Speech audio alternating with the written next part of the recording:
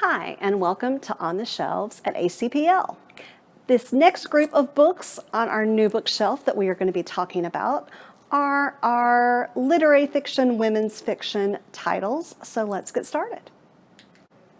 Our first book is The Patron Saint of Pregnant Girls by Ursula Hegi. This story starts in 1878. A circus comes to town, but after the circus performance, a giant wave comes in and takes away some of the people who were at the performance. There are three women, one whose children are lost at sea, one who is there with her daughter, and a young lady who is going to give birth that day, actually, at the home for pregnant girls. The woman, Lottie, who lost her children, her husband leaves her, and she has one surviving child, but she loses the will to care for him. The young lady, Tilly, who has the baby, helps out Lottie and bonds with her son in a way that she is not allowed to bond with her own child, which was taken from her after she gave birth. And the third woman is just trying to help her child, who has some developmental delays and issues, navigate the world. When Lottie, the one who lost her daughter, her children, and her husband plot to reunite their family, the other two ladies must try to reason with her and figure out a way to stave off disaster. Our next book is The Key to Everything by Valerie Fraser Luesse. Peyton has a very tumultuous 15th year.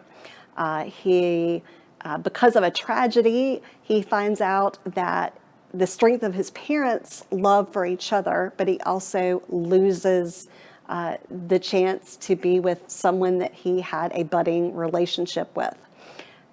His father is a drinker. He came home from World War II and has obviously seen some really horrible things and uses the alcohol to dull his senses.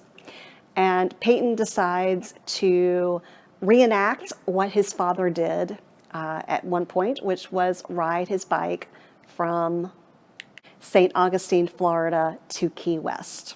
And through this journey, he finds himself and possibly finds a key to understanding his father and understanding his demons and reconnecting with his father.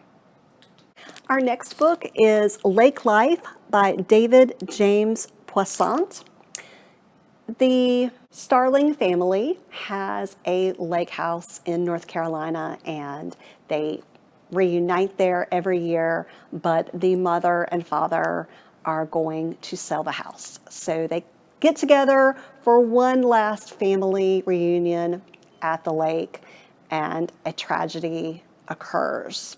Something that brings up a secret that the parents have kept from their children for many years. It brings in some of the failings that the whole family has had, and brings about perhaps a renewal of family love, but also a reckoning for some of the secrets that have been kept. Our next book is The Lightness. It is by Emily Temple.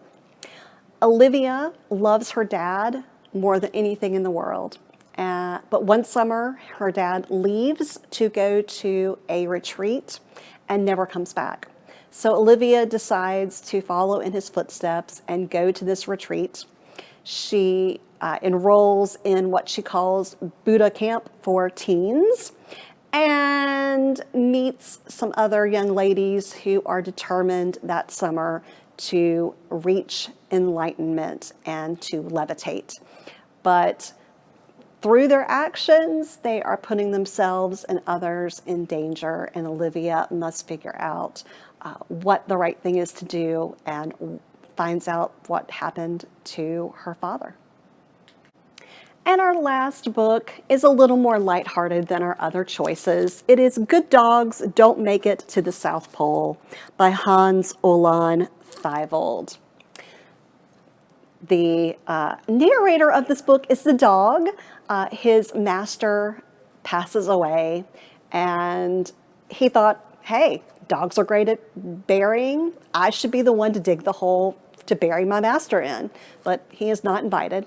But life isn't so bad because his master's wife treats him pretty well. She tells him stories, but he can tell that her mind is slipping, and he can see that her scheming daughter-in-law is trying to put her into a home, and if that happens, what will happen to the dog?